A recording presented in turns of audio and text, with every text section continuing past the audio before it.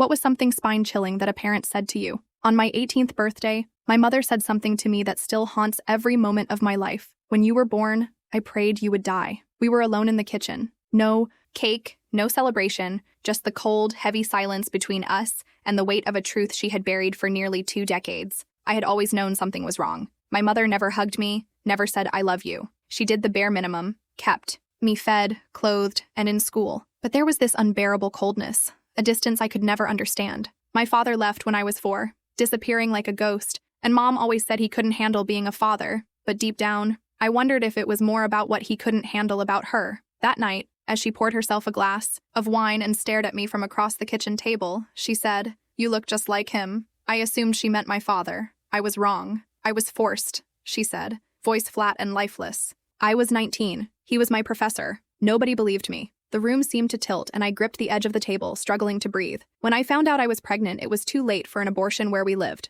My parents were religious. They said it was God's plan. She took another bitter sip of wine. So when you were born, every night for months, I stood over your crib and prayed you would just stop breathing. I couldn't speak or move, frozen by the weight of her words. I wanted to give you up for adoption, but my parents threatened to disown me, said I had to take responsibility. She laughed, but it was hollow and bitter, as if I had a choice in any of it. Suddenly, my entire life made painful sense. The emotional neglect, the way she could never look me in the eyes for too long, the way she flinched if I moved too quickly. I asked, voice barely a whisper, "Why are you telling me this now?" She said, "Because you're 18. You're not my responsibility anymore. And I need you to understand why I can't love you like a mother should." Then she slid an envelope across the table. "Your birth certificate. Your father's name is on it. What you do with that information is up to you." I left that night and stayed with a friend while I tried to figure out who I was. I never searched for the man listed as my father. Some truths aren't worth knowing. 5 years later, I saw her again, at my college graduation. She sat in the back row and left before I could reach her.